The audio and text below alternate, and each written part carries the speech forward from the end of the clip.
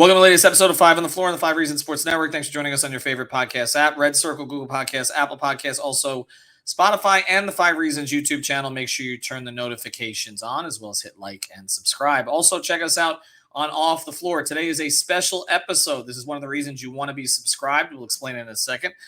It's winnow.app/off the floor, winnow.app/off the floor. You get text directly to your phone from the four of us, me, Greg, Alex, and Brady, and you bypass Twitter or X or whatever it is it's called these days. Also, check out the great sponsors of the 5 Reasons Sports Network. You Break Wheel Fix, that's with a U. YouBreakWheelFix.com, YouBreakWheelFix.com, or YouBreakWheelFix on Instagram. The complete wheel solution. They do the powder coating, the refinishing, the repairs, the polishing. They do everything at You Break Wheel Fix. Again, they're based in the Aventura and North Miami area. Reach out to Mark and his team, and if you mention 5 Reasons, you get a discount. So go to You Break Wheel Fix, that's with a U, YouBreakWheelFix.com. And now, today's episode. Down the Biscayne. Yay. 5 on the floor, ride for my dogs. Where here's the thing, you can check the score. Hustle hard, couple scars, wearing bubble frogs. Just like Butler said, you in trouble, y'all. Kept the floor playing, got an all band. Y'all seen the block, stop with one hand. And Pat we trust, it's power, have the guts. We're here to bring the heat, y'all can hang it up. Welcome to 5 on the Floor, a daily insider show on the Miami Heat and the NBA, featuring Ethan Skolnick, Greg Sylvander, and Alex Toledo, plus others from the 5 Reasons Sports Network. All right, welcome back to 5 on the Floor and the 5 Reasons Sports Network. Here's today's floor plan. I'm Ethan Skolnick. You can follow me at Ethan J. Skolnick at 5 Reasons Sports. We got Brady Hawk. You can follow him at Brady Hawk 305, and we got Alex Toledo. You can follow him at Tropical Blanket. So I mentioned our Off the Floor feed. So one of the things that we do there is we ask questions. And we have people give us answers, and sometimes we ask for questions. And so that's what we did today. We did it late in the day, and in about an hour, we got about 100 questions here. We asked people to give their first names at the very least, because it is a text string. Typically, we just see phone numbers. So we're going to go through some of these quickly. There were a lot of duplicate questions. This is one of the benefits, though, of subscribing to our feed. It's $3.05 per month. And or $30 for the year, and it is free for the first week. So let's get to him real quick. Again, I got Brady. You can follow Brady Hawk 305. Alex, you can follow Tropical Blanket.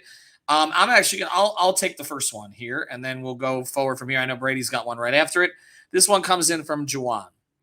With the Dame situation going on and the negative narrative surrounding the Heat organization within the media, my question is, did all of this down talk about the Heat start back in 05-06 with the Shaq trade, or was it the 10-14 LeBron era? Was it cause of Pat playing hardball, getting big names, or is just the whole organization in general?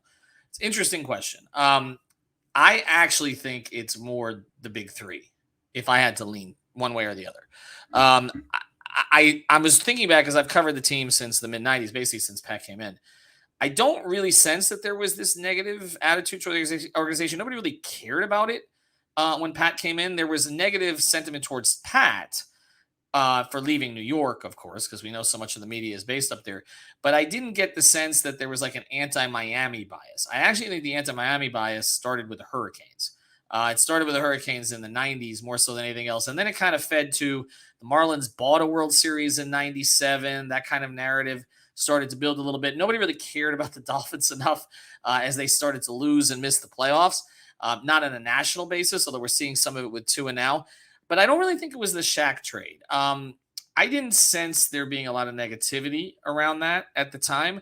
I think it was LeBron. I think it was LeBron in 2010 making a decision to go to Miami when the media thought he should have been in one of their markets. And I think that's really where it started. And there was no positive narrative they could write about Miami. If he stayed in Cleveland, he was staying with his hometown people. If he went to New York, he was going to the Mecca. In Miami, they really didn't know what to say about it. And so it just became like we didn't deserve him. And I think that's actually where it started from the Heat perspective. And, you know, everybody was saying they should win 72 games. If they don't, they're a failure. But then when they did win, nobody was happy about that either. So that's kind of the way that went. All right, Brady, question 2. So this one's from Noah S. He said, on the current roster, who is the player you think will have the biggest jump next season, and who do the Heat need the biggest jump from? So, Alex. Do this Dame or no Dame, if you can. Alex. Yeah.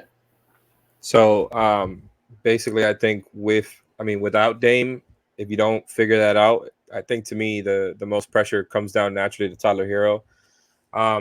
You could also say Kyle, just because he can give you more, and we've seen that. But I think he tries to genuinely just save it mostly for the playoffs since he's older. So I think it's maybe a little bit too much to ask of him to be more productive for a whole regular season at this point, especially given the injury stuff.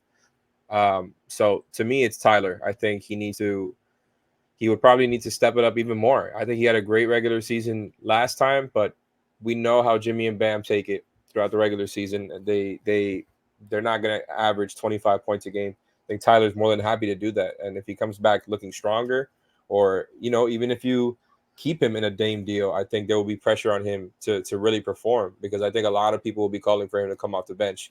And the other one would be the less fun answer would just be Kevin Love. I think if you could have him be a solid shooter for you for the whole season, that'd be a really nice plus for them. And, just be pretty much more or less what he was during the playoffs. Not great on defense, but not terrible.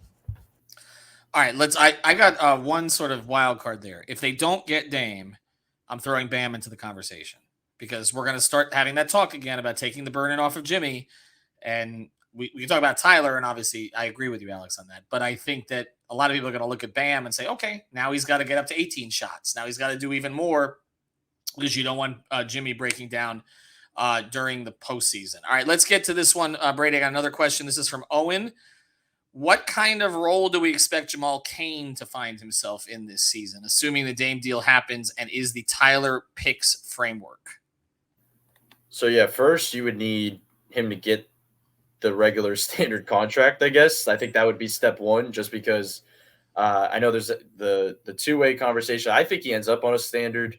And in terms of role, I think I've been saying even in Summer League, I think it's very similar to Haywood Highsmith in a lot of ways, just because of the 3-and-D stuff we saw from him in Summer League and stuff. But there's just a lot more mobility there. There's a lot more freedom. It's almost comparable to the conversation we had around like Caleb and PJ Tucker in past years. It's just a smaller version of that, where we said, well, Caleb has a little bit more flexibility offensively. He has a little bit more movement to his game offensively, off ball. That's what I kind of view with Jamal Cain. If he could shoot at a similar clip, if he could hold up defensively, I guess sizing up wise, I think there's certain, we know he can guard wings. We know he could size down. If he could size up a decent amount, that would be helpful to Miami Heat system. And offensively, I just think it's similar to Highsmith in terms of sitting in the corner spot up threes, maybe play above the rim a little bit. And that's, I know we're going to say this a lot, but specifically in the Dame scenario, that's where this makes the most sense. All right, I got another one here. Alex, I'm going to throw this to you, and then I'll jump in on it. What do you make of reports? This is from Christian. What do you make of reports saying they're holding out on a trade Portland in the hopes of trying to change Dame's mind? What would you give based on your evaluation of the situation, Alex? Are those actual reports? I don't think those are reports. I think it's more speculation and Twitter conversation. But I'll just ask you this: okay. I was going to say, did I miss something? No, but I'll just ask this: based on what your evaluation is of the situation, the fact that Mark Spears came out again today, said Dame is solid in this. What do you think the chances are of Dame changing his mind? I mean, there's 0.1% chance. Like, this guy, if there's somebody that you don't doubt that he's going to dig into what he feels is kind of what he needs to do. I mean, the guy has spent 11 years in Portland. That should tell you everything you need to know right there. In the modern NBA, he's not going to change his mind on this. And why would he? They haven't given him reason to. So no, I don't. It feels like it's almost not even worth talking about, because it's like he's. I think he's more likely to dig his heels in, especially with how strongly Aaron Goodwin has come out, especially even before that through the reporters. Like, they've been kind of building it up along the way. So I think that the next logical step in this whole thing is for it to get louder, not for him to, oh yeah, I'm going to change my mind and go play with some 19-year-olds and a team that's probably not even going to be a playing team, if we're being real. Like, has got a chance at being a playing team. That's what you're playing for at 33 years old. I don't think it's time for him to change his mind at this point. I don't see a reason why. I don't think there's any chance he would change his mind prior to a trade. I would give it maybe a 10 to 15% chance of him coming around to a situation he's traded to. But that requires a team to take the leap and go get him without having knowledge that that's actually going to happen. So I don't think that is actually going to occur. All right, one more here before the break. Brady, if Dame does end up here, this comes in from Diego. What do you think the guard rotation will look like, including any available free agents or two-way guys we can turn into standard contracts? So yeah, that's been the big question is the guard room. And I said this before. I think I said we talked about this on playback. Was like we went from a couple years ago where they had just nonstop guards and no front court help and wings, and then now it's the complete opposite where they literally have a bunch of wings and just no guard help. And that's the question: is it going to be on the two-way prospects, or is it going to be minimum contracts? Because it's not going to come from anywhere else. We expect a lot of the guards, if the Dame trade goes through, to be off this roster. And even if a guy like Kyle isn't included, there's expectation that he's flipped in an opposite deal. And most of those deals that have been discussed are not for guards. So you have to figure things out quickly in that realm. So yeah, in terms of just specific guys, I'm personally a big fan of Boye more than others. I'm saying a kind of on that summer league roster in terms of stepping into a backup point guard role. Just because I think he's made growth of what we've seen in terms of running an offense. And the thing is with this Heat team, I know it's cliche to hear them say positionless, but it's like they don't ask point guards to run an offense anymore. They run an offense through anybody. They can run it from different spots on the floor. So they can do that type of stuff. So if him just playing his game, I think could be helpful. And then I guess the answer that I feel like is always going to come up, and I'm sure there's probably questions about it, is the Goran thing. I just think after that, it's just you kind of have your choice. Do you go the young route on this roster? You have your second and third point guards on the roster, and you say to yourself, do you go young here in this game with Boye? Do you go a little bit more veteran-wise with Goran and see what he can provide you on a kind of low-minute basis a couple times a week, something like that? And just for the voice that we talked about, I think it makes sense. So a guard room like that is a lot in that realm, and I know I'm talking point guard specifically, and then there's the guys that are wings that they forced to play the two. So like if they trade Kyle for a combo from the Clippers or something, and all of a sudden they put that guy at the two, that could be part of their guard room, even though we're not considering that. Or Caleb might be part of their guard room now. Yeah, if he's here, of course. All right, we're going to take a quick break here, and then I've got one for Alex that came in that we'll get to in a second, although this one was not named, but I think that it's a worthy question here. Do you want to mention Water Cleanup of Florida? You can find them at WCUFL.com. That's WCUFL.com. Join their preventative program because you don't want anything to happen and to have to deal with insurance companies. But if something does happen, they certainly are the ones to go to. So reach out to them at 561-408-7835. That's 561-408-7835. Make sure you mention 5 Reasons. They will do everything for you. The leaks, if you got any of those kind of issues, the water removal, the extraction, the drying, dehumidification, the cleaning and sanitizing, the rebuild and remodel, they can handle all of it. They got 24-hour emergency service. Michael Robert and his team, they will do it right for you. So reach out to Water Cleanup of Florida. Again, that's WCUFL.com. If you've got the schmutz, they've got the guts. Also do want to mention Prize Picks. Make sure you're using that code 5, F-I-V-E. Get that initial deposit matched up to $100. Dolphins training camp has started. Get in on some of those props. To Tyreek Hill doubled down on 2,000 yards today. Well, that would smash his number on Prize Picks. So check it out. Go to Prize Picks. Use the code 5, F-I-V-E. All right, here's this one was not signed, but I like the question. Alex, in the unlikely scenario where Tyler Herro is kept out of a Dame trade, do you see him being kept on the team or moved in a separate deal for a piece that may fit better? So that's the second question you asked that I had marked down already. Okay, but no, I think if that would be a weird look. I see why though. I don't think that it's an invalid concern to just be like, okay, wouldn't Tyler, wouldn't it make more sense positionally to go grab a couple of kind of plug and play role players if you can do that, if that's out there again, for Tyler, instead of having the shooting guard and having the defensive concerns with him in the backcourt, because presumably you'd be starting him. I don't know if they would bring him back as a 6-man. I know that people would want that. I think if you keep him in a deal, it's to keep him on the team, not to move him in a separate deal. And I think they can work it out. I think it would, honestly, that would be a team that lends to an extreme amount of staggering with that type of talent up top, right? With Dame, Tyler, Jimmy, and Bam, you can have a combo of, 2 of those 4 guys on the floor at all times and feel pretty damn good about it for the most part. I think, even though Tyler isn't, you could have him do 6-man stuff, even though he's not necessarily a 6-man. Whereas like, when Jimmy sits or when Dame sits, whatever the case is, however the rotations play out, you have Tyler out there with Bam, stuff like that. Everybody gets to win. Everybody gets to eat. I think you figure it out. And after that, though, it gets tough to come up with routes to trade for other guys. So I will give him that. All right, let's get to this one. I'll take this one. This comes in from Derek. Ethan, it may not make sense, but could the Heat essentially sign the rest of free agents they want without hindering the deal they want to make for Dame? I believe the answer to that, and I'll get this checked out. The answer is financially, yes, because we're talking about minimums.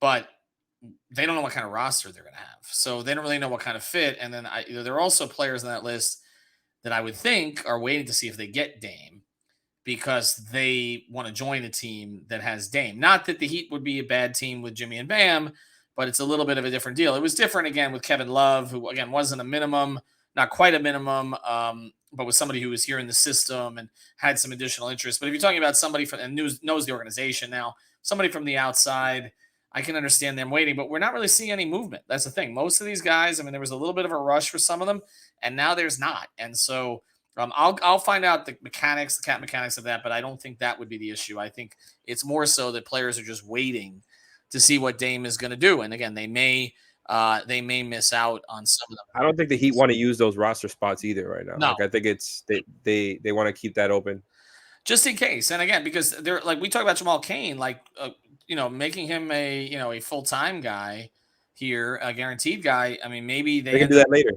Right. They can do it later, but also they may get a couple of wings, out there, when Dame comes, and then Jamal's role is not going to be the same. And so maybe they don't do it. I'm not, again, I think that there's just so much in the wind here. I'll take one another more. one here. No, go ahead. You go ahead, and then I'll do one. If Caleb isn't dealt in a possible deal for Dame and Dame is with the Heat, what is his role? Is he on the bench backing up Jimmy? Is he a starting four next to Bam? What part of Caleb's game can evolve and grow? From John K. From John K. Well, Brady, we did this on a playback, so I'll let you take it again. Yeah, this is also, I know we're going to keep saying this, it's dependent on who else is on the roster in terms of if he's going to start or not. I personally think he's going to be a six-man in this scenario. I just believe that Josh fits better, I think, at the two for reasons defensively in terms of just screen navigation and all that stuff. They could work things in with Caleb and Jay Rich, obviously, defensively too. But I just feel like they let him off the leash a little more. And that's why the question about the evolving part and growing part, I believe, and Ethan, I know I always give you credit because you hit on this kind of in that playoff run, was that there is more to Caleb's game that they could probably get to, specifically in one-on-one stuff, isolation stuff, a little bit more in his bag than maybe we've seen. The spot-up stuff has been there. All that stuff has been there. But I just think in a six-man role where there's lineups where, and I don't want to say this because there's also the fact that we always talk about staggering. Caleb, just because he's off the bench doesn't mean he's not going to be playing with two of the three best players or two of the four best players. It's just a scenario that I think makes sense for him in terms of just running offense through him. I'm not saying he's going to have a bunch of pick and rolls run for him. I just believe there's a little bit more that they do in terms of the stuff they did in the playoffs, specifically against Boston, because that was a situation where Milwaukee wasn't guarding him. Boston was guarding him, and he was just reacting to whatever they were doing. And I think it's a scenario now where he's on everybody's radar after what he just did in the playoffs. They're not going to be leaving him open anymore. Like, yeah, there's going to be other options on the floor to kind of help off of. He's not going to be one of them anymore. He's going to have to now react the way he did in that Boston series. And I just feel like there's different ways to open up his game. So I am very interested in that scenario where you have Dame in Miami and Caleb off the bench. And I know there's been reports about Dame wanting to kind of play with Caleb in this scenario. He's one of the guys I know he's been close with. He can still play with him just because he's coming off the bench. I just think it makes sense for Caleb. Yeah, I'm with you. Do you agree? And because Alex, we've discussed this a bunch of different ways, and I think we've put different guys at the four, Josh and Caleb, and we got a lot of questions about Josh and Caleb. Again, something that we've addressed quite a bit about how they're different, how Josh's game is different. But I mean, do you see? There are going to be some who say Caleb just deserves to start now, right? Like that's the other part of this.